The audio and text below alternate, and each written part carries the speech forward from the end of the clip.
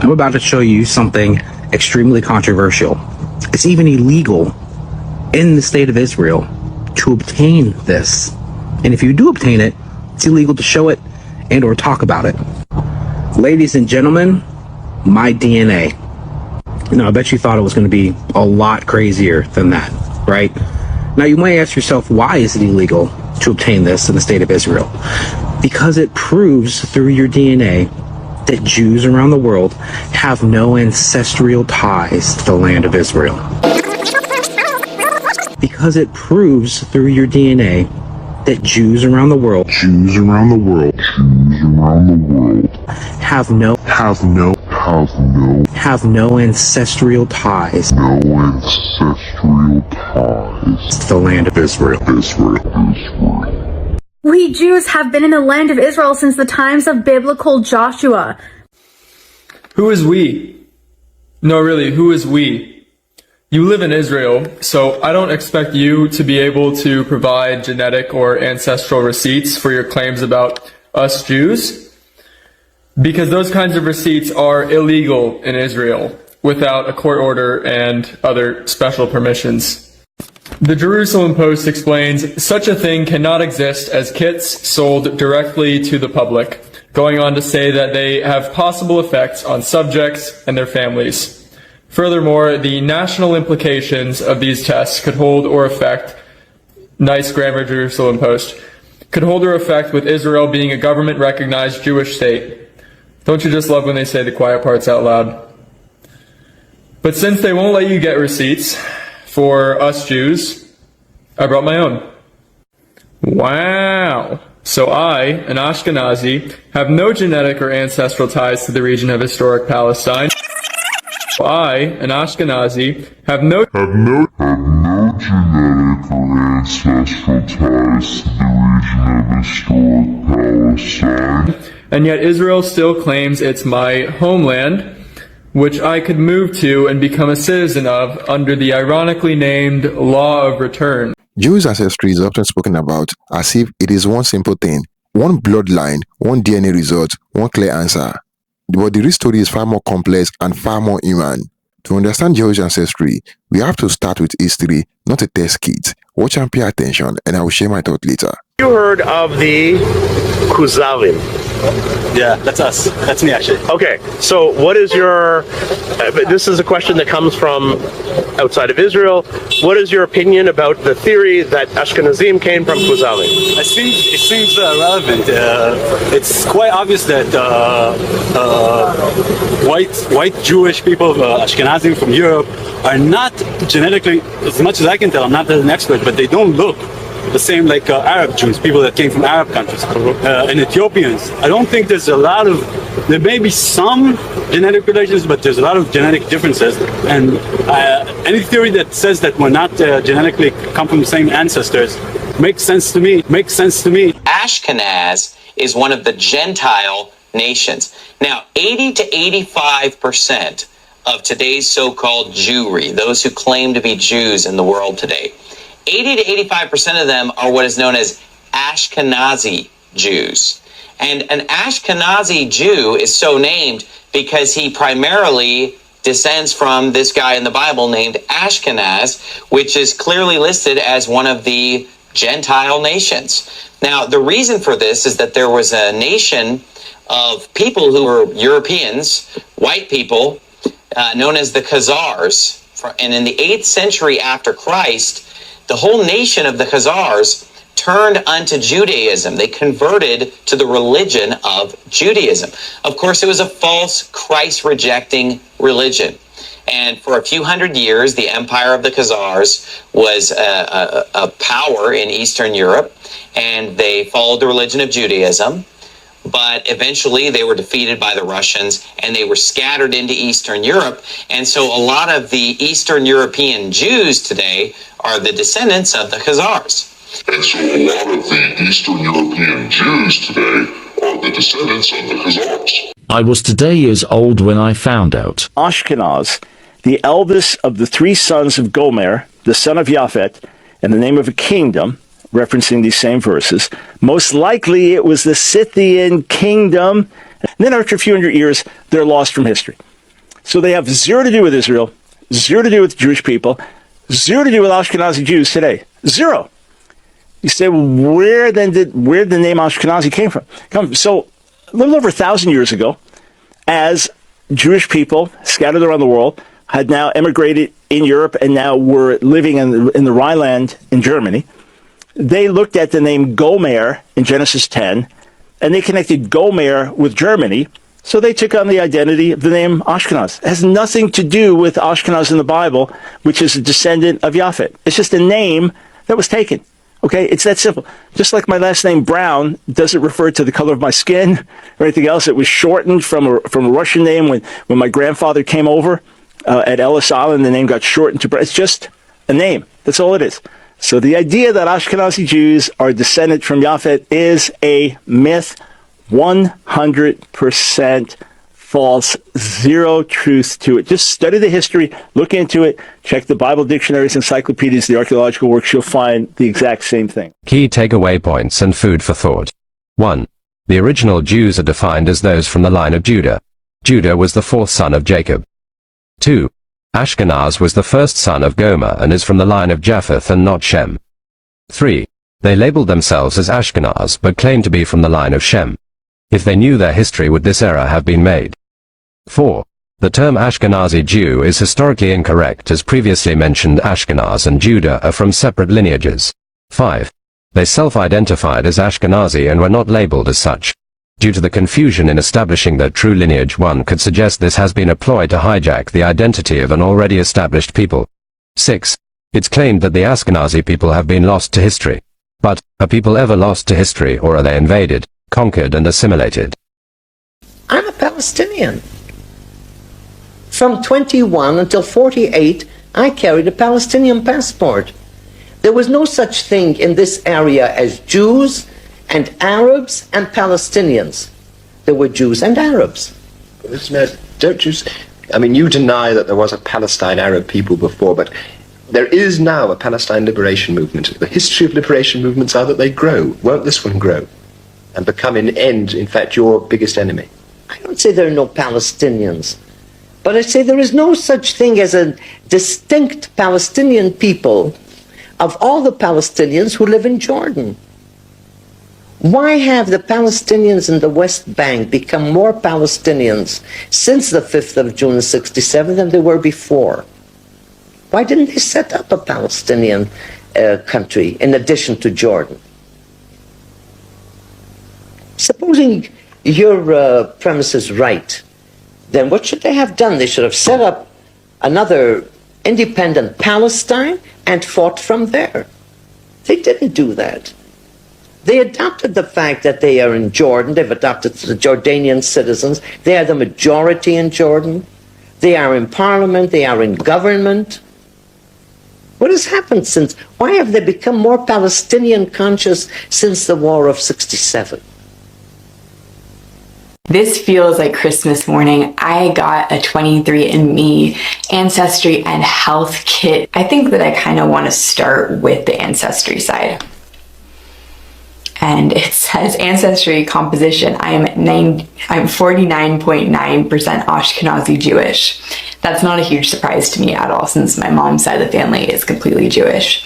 My dad's side is not Jewish though. So let's go to there. Let's see what's going on. This is like, I feel really like on the spot. Okay, so I'm 100% European, which again is not a huge surprise to me, but it's just funny seeing it like that. I'm 49% Ashkenazi Jew, totally. British and Irish and German and French, a little bit Scandinavian, Northeastern European. Yeah, it's not super exciting, but I kind of know all of that information. I didn't realize how much of my family was from Germany though, so that's interesting. So let's see if I can get more information on this. It's funny, like I know where like my relatives and stuff came from, but it's kind of fun to see it broken down like this. Yeah, totally not surprising having the British and Irish be pretty strong. The German is though, so I wonder who came from Germany. I wonder if it has to do with the Ashkenazi Jewish part of my family. No really Scandinavian, no Italian. Wow. Okay. It's pretty vague.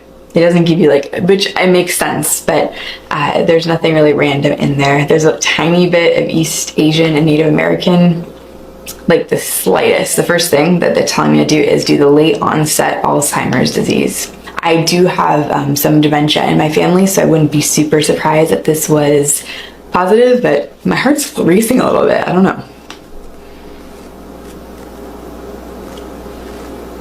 So I don't have the whatever, however you say that. So there's zero variants detected, which is, I guess, a positive thing. Cool. So Parkinson's disease. Let's open that guy up. I know that's like a very, so I have 0 variants detected. So age-related macular degeneration, a variant detected, not likely at increased risk. I'm not totally sure what that totally means, but AMD, we're familiar with that condition, but we'll see. I'll do more research on this. Have a slightly increased risk of celiac disease, which I've actually been tested by, like, I've gotten blood work and stuff done for celiac disease, and I definitely, gluten is harder for me to digest, but yeah.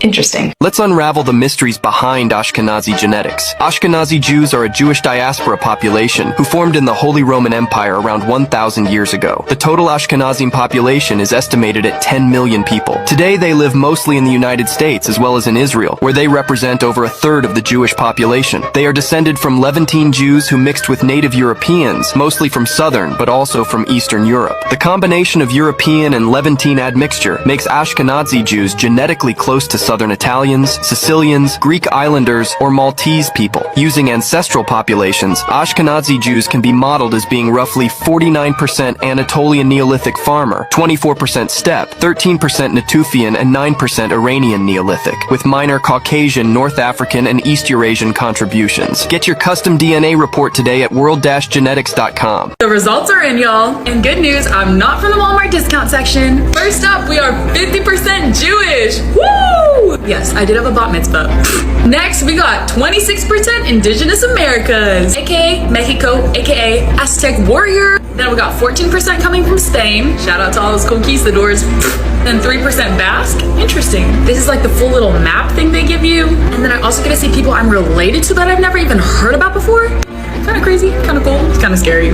So you know how in Israel there's a law that bans Israeli Jews from marrying Arabs, Palestinians, Muslims? And they say that this is based on the morale of their holy book, right? But I'm about to show you how this just goes to show that these people don't know the book. And really this law, like about everything else in their regime, is based in white supremacy, racism, and ultimately mid-20th century eugenics. Because the thing is that the most famous and beloved of the Israelites and the Israelite kings, they weren't purebloods. Solomon's mother was a Canaanite. David's grandmother was also a Canaanite, a Moabite to be specific. And a Moabite so famous, she got a whole book in the Bible named after her, the Book of Ruth. What's more is that Ruth and Bathsheba, the mother of Solomon, both of these women were widows. And the widow is the carrier of the greatest secret in alchemy. The Freemasons are going to be pretty pissed about me revealing this. But what we call the Philosopher's Stone is actually the widow's elixir.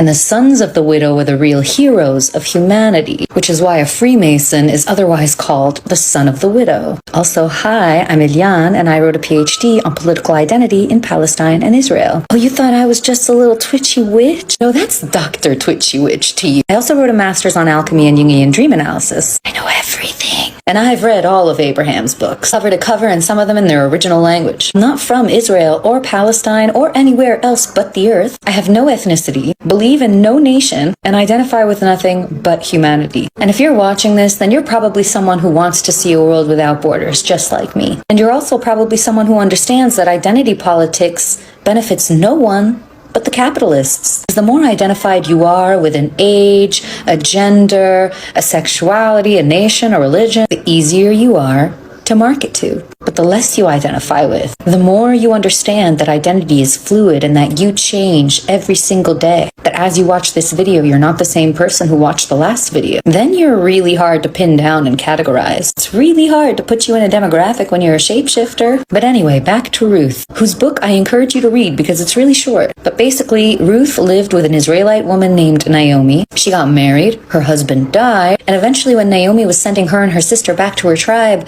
she decided to stay with Naomi because she loved her so much. She was like, please Naomi, let me go with you and worship your God. Naomi approves, takes her back with her to Israel. She marries an Israelite and eventually becomes the grandmother of King David, a man after God's own heart. And then David, who's basically God's favorite ever, he has a whole harem of Israelite wives that he wins in battle and whatnot. He eventually falls in love with a Canaanite woman named Bathsheba. He sees Bathsheba and she is so beautiful, like man's cannot contain himself. So he sleeps with her even though she's married, and he has such a good time, like he cannot forget that. He wants some more, so he basically sends her husband out to battle and conspires to have him killed so that, you know, he can marry her in peace and have her have his babies. But this makes God angry, and he sends one of his prophets to tell David a whole fable with a moral lesson, which I can get into in another video because it's a super cute story. But basically the lesson is that, like, David, you literally have everything. You have a whole harem of wives, and this poor man, Uriah, had the one wife,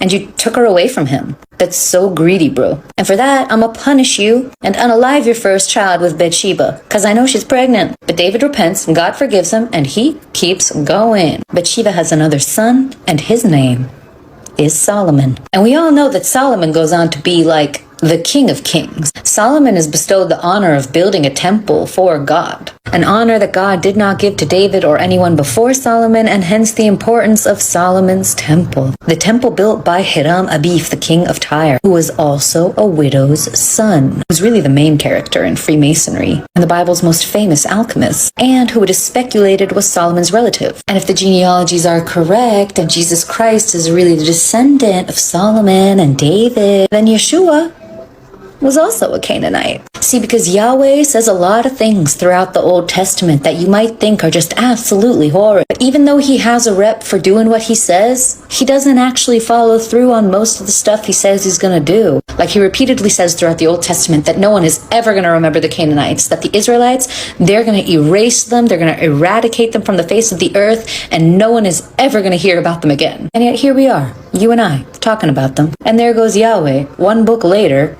picking a Canaanite's descendant to be his favorite king. Bro is a talker, okay? Half the stuff he says, if not more than half, doesn't come to pass. And the modern state of Israel, as we should all know by now, has modeled itself on European colonies, and specifically the French colony, and German tactics for apartheid. Specifically here, that in order for one to maintain a purity of race, which I also don't believe in because it's not scientific, laws need to be implemented to ban intermarriage. But a little bit of critical thinking will show you that if anybody can convert to a religion and then get married, is there any purity of blood being maintained here? Anyway, I think I've rambled enough for now, so come to my live in a few hours. Love you, be free, decategorize yourself. The Jewish people are one of the oldest continuous communities in the world.